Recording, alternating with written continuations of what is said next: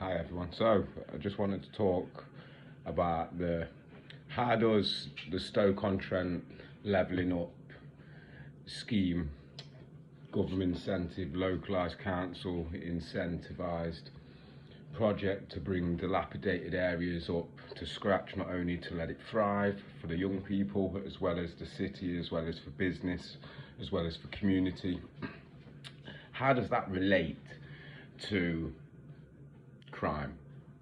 How does it relate to exploitation? And the honest argument could be is it's not children's services place to get involved in where money is spent. Another argument could be that it's not the police and crime commissioners' place to get involved. Another argument could be that it's not the police's place to get involved. However, in this day and age, there's a thing called multi-agency working. That has been the targeted approach in the way agencies come together to reduce offending behaviour, reduce urban street gangs, reduce organised crime, reduce organised or serious violence, reduce forms of harm. So again, how do these separate yet very joined institutions, public institutions, or that represent the best interest, the safeguarding needs of the communities, families and individuals under their umbrella? Well, you could honestly say is, okay, what are the local authorities? Well, the local authorities are a collaboration of public entities. You could say, okay, these local authorities, how does that start? So let's break it down. If you said, okay, who is in charge of harm prevention in the community? Well, realistically, that has to go to the social services. So children's social services, the FAST team, it has to go to vulnerable adolescent services, leaving care services, and you could also bolt on police to that. And then if you looked at, okay, who's in charge of rehabilitation for perpetrators of crime? Well, that would have to go to youth offending and the probation service. They, once someone who has committed an offence gets sentenced, that service takes management of that service user and looks to address offending behaviour or risk correlations with their behaviour in not only cognitive behaviour therapies but rehabilitation activity requirements or certain factors set by the court and their offending history and diverse needs. Okay, cool. So let's now look at who's in charge of managing crime. Well, you could say, okay, that solely goes down to the police as a force and the PCC. If the PCC governs the direction of policing, then the police actively respond to crime. So you could call the police responsive. However, when we look at who is responsible for crime prevention, well, that falls under the PCC and also the police. I mean, let's look how that is funded. Well, the police are funded by government, local authorities, and also the proceeds of crime. Fines, proceeds of crime orders from criminals, handed in stolen goods, counterfeit goods, all these goods get put into police auctions and the proceeds of crime pot, which gets divvied up by the police and crime commissioner or someone very high up within the police, which no community gets a say in how that's spent, or as what I can see.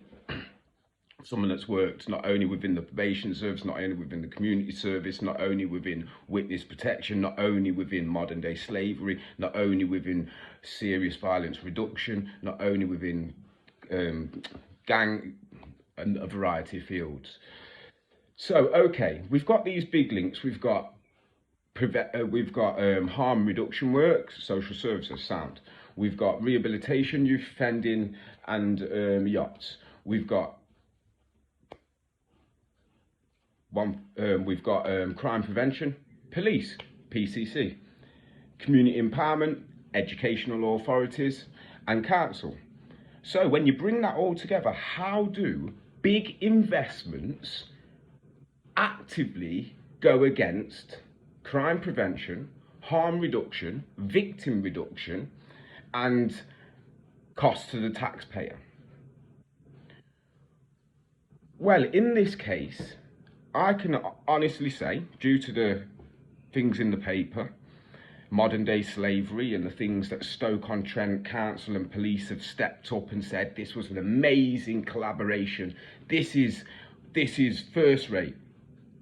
We did this in this big modern day slavery child exploitation case. Okay. Well, in this big £76 million or thereabouts investment under the government awarded levelling up scheme, all these local authorities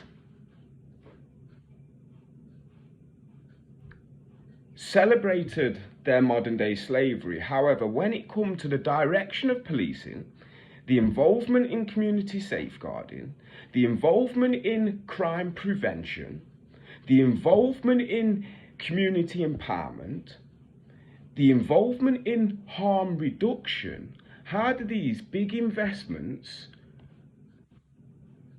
reflect these core foundations of localised government within the communities or cities we serve? Well, the honest thing is they don't. They generate income for the state, the city, in regards to business tax.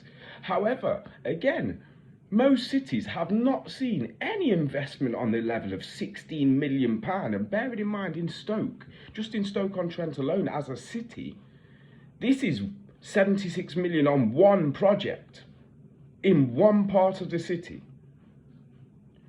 where modern day slavery actually took part, where allegations against corrupt police officers actually happened and were raised, where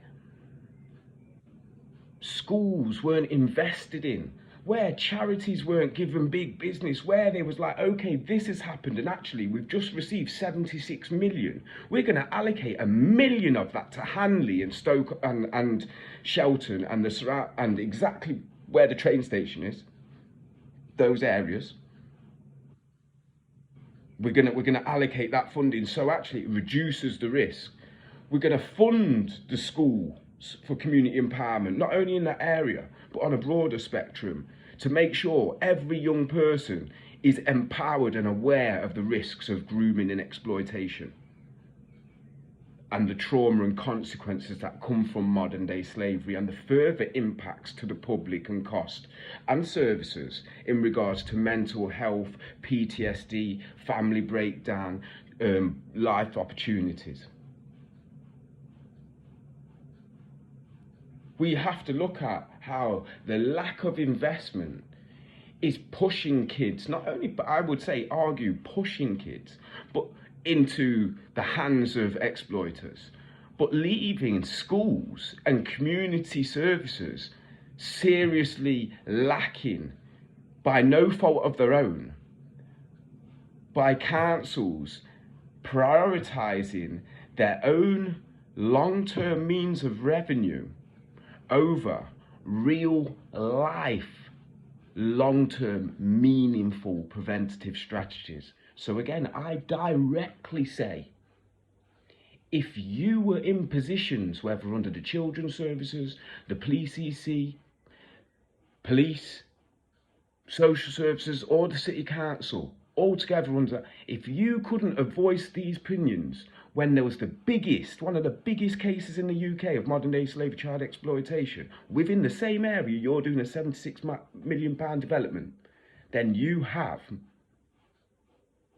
then actually I'd say, does that reflect you have all humans' worth in your mind?